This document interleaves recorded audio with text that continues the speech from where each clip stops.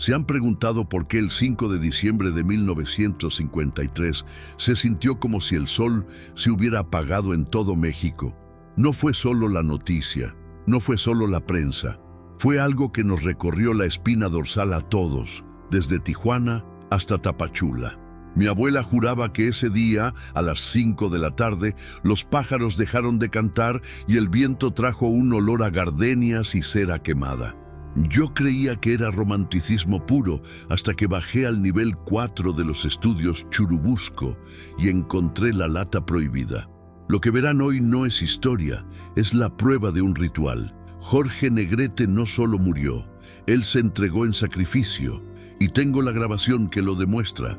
Miren, compadres, tengo que ser honesto con ustedes. Lo que estoy a punto de contarles podría costarme la chamba o algo peor. Llevo 15 años trabajando como restaurador de celuloide en los archivos profundos de la Ciudad de México. He visto de todo. Tomas falsas de Pedro Infante llorando de verdad. Guiones censurados por el gobierno. Pero nada, absolutamente nada me preparó para lo que encontré el martes pasado. Estaba en el sector conocido como El Purgatorio. Es una zona de la bodega donde se guardan las latas sin etiqueta, el material que se supone que se quemó en el incendio de la Cineteca del 82, pero que, misteriosamente, sobrevivió. Hacía un frío de los 1000 demonios, de ese que se te mete en los huesos, y el olor a vinagre, señal de que el acetato se está pudriendo, era insoportable. Estaba buscando material para un documental sobre la época de oro cuando mi linterna iluminó una caja de metal abollada, escondida detrás de una pila de rollos de noticieros viejos. No tenía código de barras ni sellos de inventario, solo tenía una cinta adhesiva amarillenta pegada en la tapa, escrita con pluma fuente con una letra enérgica y picuda: Caso JN, Los Ángeles, no abrir bajo pena de excomunión. Me dio risa al principio. ¿Excomunión? ¿En un archivo de cine? Pensé que era una broma de los técnicos de los años 50, pero cuando mis dedos tocaron el metal, sentí una descarga eléctrica, no estática, no. Fue como tocar un cable pelado de alta tensión. Se me entumió el brazo hasta el hombro. Mi instinto me gritaba: «Déjala ahí, güey, vete». Pero la curiosidad es la maldición del archivista. Me llevé la lata a la sala de revisión número 3, la más aislada, la que tiene las paredes forradas de corcho para que no salga ni entre el sonido. Al abrir la lata, noté que la cinta no olía a vinagre, olía a incienso. Lo juro por la Virgencita. Un olor dulce, pesado, como de iglesia antigua. Monté el rollo en la moviola. Mis manos sudaban frío. Encendí el motor y el sonido del carrete girando llenó el silencio. Clac, clac, clac, clac. La pantalla se iluminó, blanco y negro. Mucho grano, mucha suciedad visual, como si la película hubiera estado expuesta a radiación. Pero luego la imagen se estabilizó. Era una habitación de hospital, pero no parecía un lugar de sanación. Parecía una capilla ardiente improvisada. Las paredes estaban cubiertas con telas oscuras. No había equipo médico moderno a la vista, ni sueros, ni monitores. Solo una cama de hierro en el centro, rodeada de un círculo de veladoras gruesas, de esas que se usan en Día de Muertos. Y ahí estaba él, el charro cantor. Pero olviden la imagen del galán fuerte y altivo. El Jorge Negrete que vi en esa pantalla era un hombre consumido por la enfermedad, con la piel pegada a los huesos, los pómulos marcados como cuchillas. Sin embargo, estaba sentado, erguido, con una dignidad que desafiaba a la biología. Llevaba su traje de charro completo, con la botonadura de plata brillando tenuemente a la luz de las velas, y el sombrero puesto, sombreando sus ojos. Miró a la cámara. Y aquí es donde se me heló la sangre. No miró al lente, me miró a mí. A través de 70 años de tiempo, sus ojos negros, febriles, se clavaron en los míos. «Cierren la puerta», dijo. Su voz sonaba rasposa, como si tuviera vidrios en la garganta, pero conservaba esa autoridad innegable. Lo que va a pasar aquí no es para los doctores, es para mi tierra. El audio de la cinta estaba sucio. Se escuchaban susurros de fondo, como rezos en un idioma que no reconocí. Jorge extendió la mano y alguien, una sombra fuera de cuadro, le entregó una guitarra. Era una guitarra vieja, gastada, no la fina que solía usar en las películas. «Ya me están llamando», susurró Jorge, acariciando las cuerdas. «Siento el frío en los pies, pero no me voy a ir en silencio. Un charro no muere en la cama, un charro muere cantando». Sentí un terror absoluto. Quise apagar la máquina, pero mi cuerpo no respondía. Estaba presenciando los últimos minutos de vida del ídolo, pero no era la versión oficial del coma hepático. Esto era un ritual consciente. Jorge Negrete se estaba preparando para cruzar al Mictlán y nos estaba invitando a verlo. El proyector zumbaba, pero en la sala de edición parecía que la temperatura había bajado 10 grados. En la pantalla, Jorge tosió, un sonido seco y doloroso que le sacudió todo el cuerpo. Vi manchitas oscuras salpicar su corbata de moño. Sangre. Pero en lugar de asustarse, sonrió. Una sonrisa torcida, valiente, casi cínica ante la muerte. «Afinen bien», ordenó a la nada. «Que se escuche hasta Guanajuato». Rasgueó la guitarra. El acorde fue disonante, grave, casi gutural. No sonaba a música mariachi, sonaba a lamento prehispánico. Y entonces empezó a cantar. Familia. No tengo palabras para describir esa voz. No era la voz operística y perfecta de sus discos. Era una voz rota, desgarrada, pero con una potencia espiritual que hacía vibrar los altavoces de la moviola hasta distorsionarlos. Dicen que la muerte es fría. Yo digo que es una dama que viene a cobrar la renta de esta vida que se apaga. La letra no existía en ningún cancionero. Era una improvisación, o tal vez una canción antigua que solo se canta en el umbral de la muerte. Mientras cantaba, la imagen en la pantalla empezó a cambiar. Las velas, que antes estaban quietas, empezaron a flamear violentamente, como si un huracán estuviera dentro de esa habitación cerrada de Los Ángeles. Jorge cerró los ojos y su rostro empezó a transfigurarse. Por momentos, parecía el joven Jorge de «Ay, Jalisco, no te rajes», lleno de vida y arrogancia. Al segundo siguiente, parecía una calavera de azúcar, con las cuencas vacías. Era como si su alma estuviera luchando por salir, empujando la piel, queriendo liberarse del cuerpo enfermo. «¡No lloren!», gritó de repente en medio de la canción con una fuerza que me hizo saltar de la silla. «¡Que no lloren! El llanto apaga el camino. Canten conmigo, cabrones. Canten para que no me pierda». Y en la grabación sucedió lo imposible. Se empezaron a escuchar otras voces. No venían de la habitación del hospital. Sonaban lejanas, con estática, como si fueran interferencias de radio. Eran voces de niños, de ancianos, de mujeres. Eran las voces de México. Se me puso la piel de gallina al entenderlo. Mi abuelo me había contado que la tarde que murió Jorge, la gente en las calles sentía una angustia inexplicable. Los mariachis en Garibaldi dejaron de tocar porque se les desafinaron los instrumentos al mismo tiempo. En la cinta se escuchaba ese lamento colectivo. Jorge estaba canalizando el dolor de su pueblo en tiempo real, usándolo como combustible para su última actuación. La guitarra sangraba, literalmente. Los dedos de Jorge estaban en carne viva de tanto apretar las cuerdas, pero él no paraba. El ritmo se aceleraba, se volvía frenético, casi violento. Era una batalla. Jorge Negrete estaba peleando a puñetazos con la parca y su arma era su voz. «México lindo y querido», rugió cambiando la melodía de golpe a su himno más famoso, pero en una versión menor, oscura, terrorífica. «Si muero lejos de ti, que digan que estoy dormido y que me traigan aquí». Al pronunciar «aquí», la cámara se desenfocó. Una luz blanca, cegadora, empezó a emanar del pecho de Jorge. No era un efecto especial de la época. La película estaba quemada físicamente en esos fotogramas, como si la energía que salía de su cuerpo fuera radiactiva. Yo estaba llorando en la sala de edición. Sentía una tristeza infinita, un peso en el pecho que no era mío. Sentía que estaba perdiendo a un padre, a un hermano. La conexión era tan fuerte que podía oler las gardenias y la cera a través de la pantalla. De repente, Jorge dejó de tocar. La guitarra cayó al suelo con un estruendo sordo. Se llevó las manos a la garganta, boqueando. La luz blanca se desvaneció y la habitación quedó en penumbra. «Ya llegó», susurró, mirando hacia la esquina más oscura de la habitación. El camarógrafo, quien quiera que fuera, giró la lente hacia esa esquina.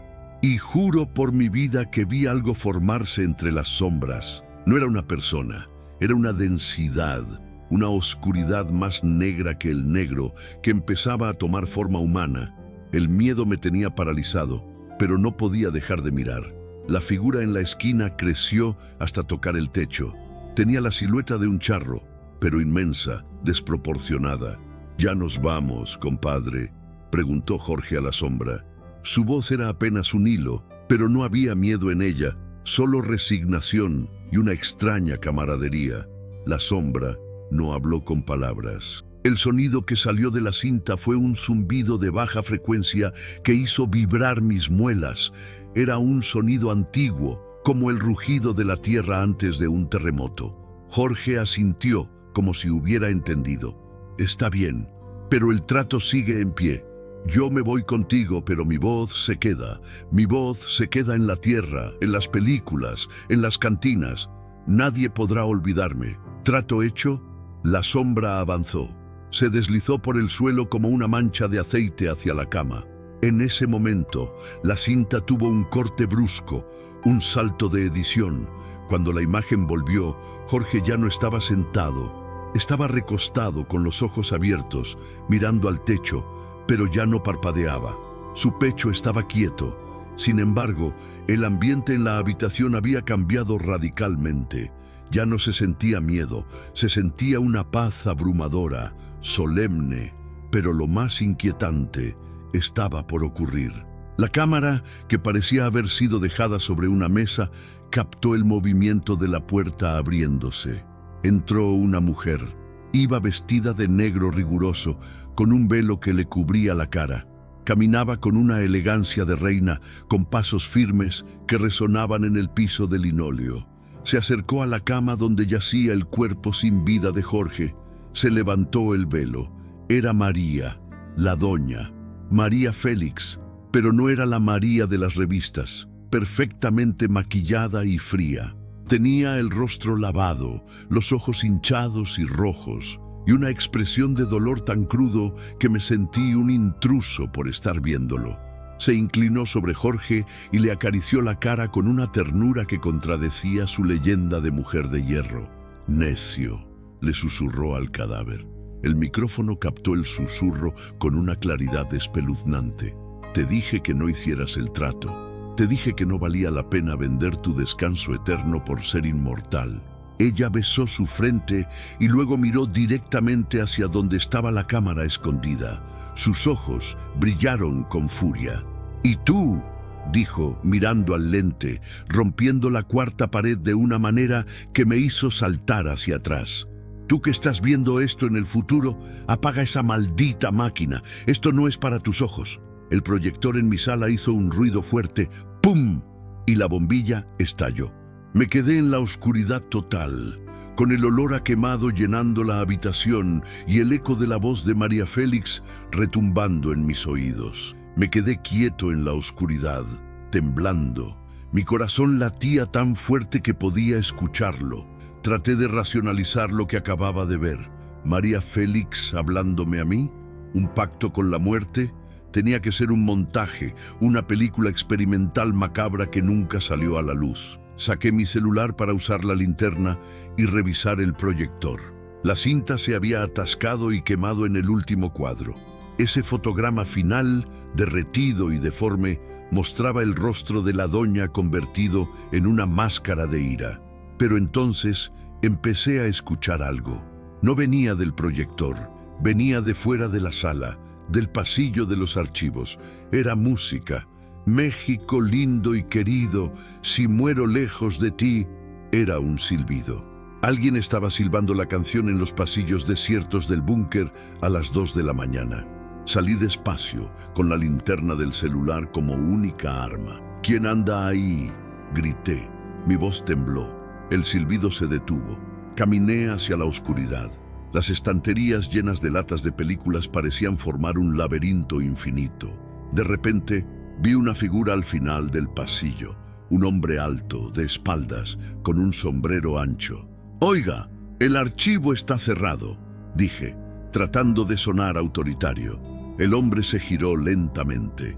No pude verle la cara, estaba en sombras, pero vi el brillo de la botonadura de plata en su traje. «No se puede cerrar lo que nunca se ha ido, chamaco», dijo la voz. Era la voz, la misma voz profunda y resonante de la grabación. Me quedé petrificado. El hombre se llevó la mano al sombrero en un gesto de saludo y, ante mis ojos, se disolvió en el aire como humo de cigarro. Desapareció. Corrí como nunca en mi vida. Subí las escaleras de emergencia tropezándome, sin mirar atrás, hasta salir al estacionamiento de los estudios Churubusco. El aire de la noche de la CDMX nunca me había parecido tan dulce.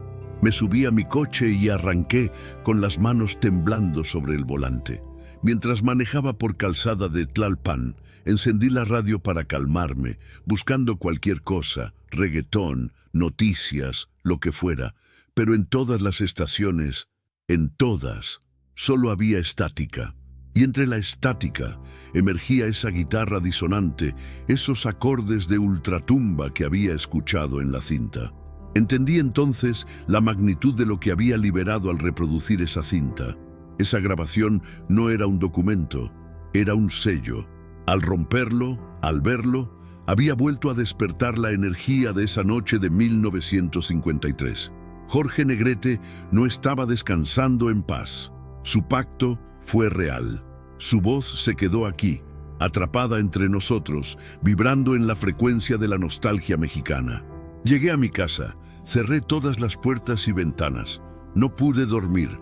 Cada vez que cerraba los ojos, veía a Jorge en esa cama, cantándole a la sombra, y a María Félix advirtiéndome.